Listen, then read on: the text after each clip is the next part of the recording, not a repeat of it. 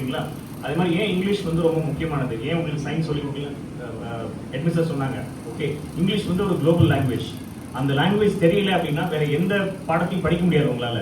Okay, அது ஏன் உங்களுக்கு 6ஆம் கிளாஸ் 7ஆம் கிளாஸ் 8ஆம் கிளாஸ் சொல்லி கொடுக்குறாங்க அப்படின்னா 9th வரையும் சொல்லி கொடுக்குறாங்கன்னா 10th நீங்க போறீங்க. ஓகே, உங்களோட பேஸ் வந்து ஸ்ட்ராங்கா இருக்கணும்.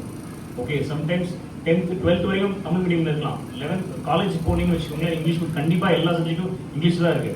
ஸோ அதனால தயவு செய்து இவங்க சொல்லிக் கொடுக்கறது வந்து ஒரு எனக்கு தெரிஞ்ச ஒரு 20-30% 40% தான். நம்ம வந்து முயற்சி எடுத்து டெய்லி வந்து வீட்டில் எவ்வளோ படிக்கிறோம்.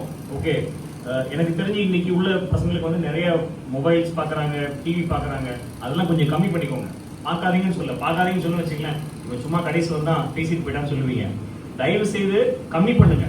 அந்த டைம்ல வந்து ஓகே, நீங்க வந்து ஏதாவது இங்கிலீஷ்ல வந்து எடுத்து ஒரு கண்ணாடிக்கு எதிர்த்தாப்புல பேசி பாருங்க. டெய்லி ஒரு 5 நிமிஷம் பேசி பாருங்க.